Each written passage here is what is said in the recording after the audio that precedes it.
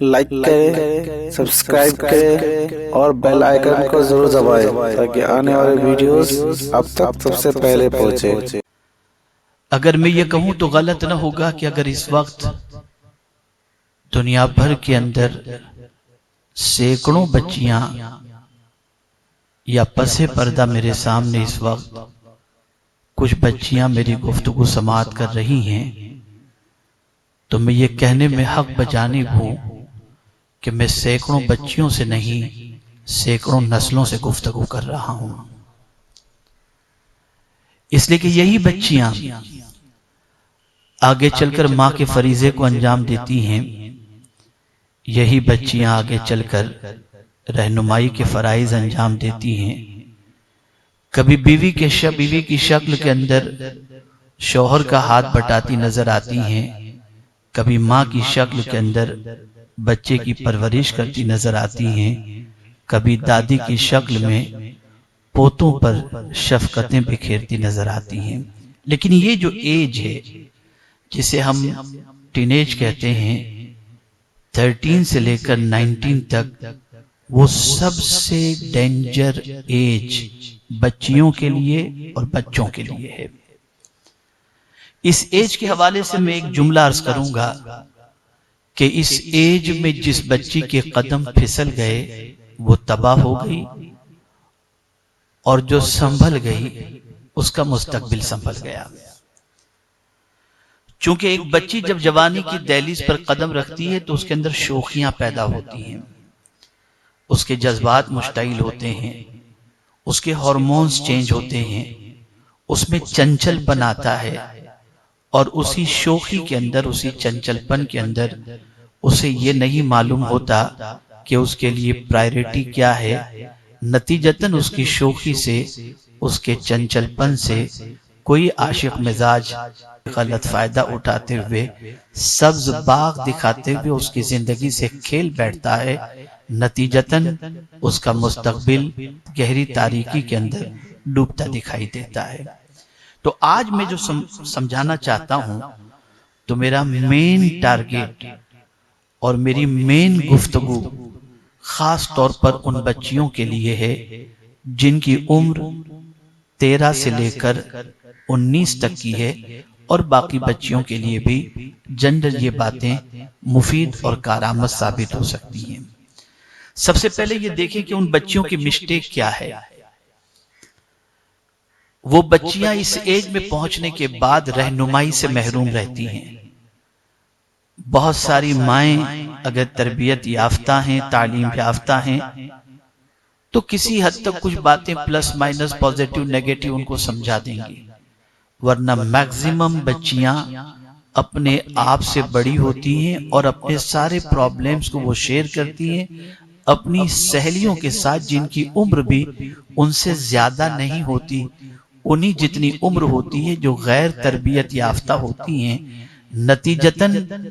جو کچھ وہ بتا دیتی ہیں وہ سن لیتی ہیں، جو عمل کرنا ہوتا ہے کرتی ہیں، جو نہیں عمل کرنا ہوتا نہیں کرتی۔ میجر مسٹیک ان بچیوں کی کیا ہے؟ تو میں آپ کو بتاؤں کہ سب سے میجر مسٹیک ان بچیوں کی یہ ہے کہ وہ بچیاں یہ نہیں جانتی کہ ان کے لیے پرائیورٹی کیا ہے۔ بالغ ہونے کے بعد، سن بلوغ کو پہنچنے کے بعد، ان بچیوں کی سوچ، ان بچیوں کا دماغ، ان بچیوں کی مینٹلیٹی یہ بالکل بدل جاتی ہے، اور ایک سوچ ذہن کے اندر ابھرتی نظر آتی ہے، اور وہ سوچ یہ ہوتی ہے کہ کس طریقے کی زندگی گزاری جائے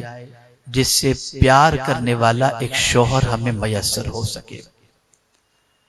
نہ ماں یہ تعلیم دیتی ہے کہ بیٹا تمہارے لیے پرائیورٹی کیا ہے، باپ کے پاس اتنا وقت نہیں ہوتا، ٹیچر کا یہ سبجیکٹ نہیں ہوتا، معاشرے کے ذمہ داروں کے پاس اتنی فرصت نہیں ہوتی کہ ان پرابلمز کو سمجھنے کی وہ کوشش کریں اور ان بچیوں کی رہنمائی کے اصول ان کے سامنے پیش کریں۔ اس لیے کہ یہ بات اچھی طریقے سے یاد رکھیں کہ اسلام میں پرائیورٹی کے حوالے سے بہت کچھ بتایا گیا۔ پرائیورٹی ایک سبجیکٹ ہے، ایک آرٹ ہے، ایک سبجیکٹ ہے، اس کے پیچھے محنت کرنی چاہیے اور انسان کو زندگی میں سمجھنا چاہیے کہ ہماری زندگی میں پرائیورٹی کس چیز کی ہے۔ جب تک کہ آپ پرائیورٹی کے بارے میں نہیں جانیں گے اس وقت تک آپ کی زندگی ایسی ہی چلتی رہے گی جس کی کوئی منزل نہیں ہے، اور کاروان سفر جاری و ساری رہے گا، جہاں موقع مل گیا اتر گئے اور اسی کو منزل سمجھ بیٹھے۔ آپ کو پرائیورٹی کے بارے میں سمجھنا ہوگا۔ اسلام نے پرائیورٹی کا سبق دیا ہے، بہت اچھی طریقے سے دیا ہے۔ نماز کا وقت ہے تو پرائیورٹی نماز کو دو، اسی طریقے سے رمضان کا موقع ہے، پرائیورٹی روزے کو دو، اسی طریقے سے ماں اور باپ اور بیوی ان لوگوں کے درمیان کا معاملہ ہے تو پرائیورٹی پیرنٹس کو دو۔ یہ ساری چیزیں اسلام کے اندر عطا کی گئی ہیں۔ لائف کے حوالے سے بھی دیکھیں تو اس میں آپ کو قانون اسلام کے ملتے ہوئے دکھائی دیں گے۔ تو پرائیورٹی انسان کی زندگی کے اندر ایک سبجیکٹ ہے جس کو سمجھنا آج کے دور کی ہر بچی کے لیے ضروری ہے۔ میکزیمم بچیوں کی سوچ یہ ہوتی ہے کہ ہمارے لیے پرائیورٹی اونلی میرج اور اس کے علاوہ کچھ نہیں، اور اس کے بعد وہ تھپیڑے کھاتی رہتی ہیں، اور ایک کویشچن ان کے ذہن کے اندر ابھرتا ہے، اور وہ کویشچن یہ ہے کہ ہم کیسی رہیں جس کی وجہ سے ہمارا اچھا رشتہ آئے اور ہماری شادی ہو جائے۔ کوئی سوچتی ہے میں برقع پہنوں گی تو میرا اچھا رشتہ آئے گا، کوئی سوچتی ہے میں عالمہ بنوں گی میرا اچھا رشتہ آئے گا، کوئی سوچتی ہے میں ڈاکٹر بنوں گی میرا اچھا رشتہ آئے گا، کوئی سوچتی ہے میں ہیروئن کی طرح زندگی گزاروں میرا اچھا رشتہ آئے گا، کوئی سوچتی ہے میں ماڈرن لائف اختیار کروں اچھا رشتہ آئے گا، کوئی سوچتی ہے میں بال کٹاؤں، ایبرو بناؤں، جینز پہنوں، ٹی شرٹ پہنوں اچھا رشتہ آئے گا۔ ان کے نزدیک یہ ایک پرائیورٹی والی پوزیشن ہے، اور اسی پرائیورٹی کو سمجھتے ہوئے وہ اپنی زندگی کو گزارتی ہیں۔ نتیجتاً انہیں یہ سمجھ نہیں پڑتی کہ کس راہ پر چلنے کے بعد وہ اپنے مقام اور مرتبے کو پا سکیں گی اور ان کا مقصد پائے تکمیل تک پہنچے گا۔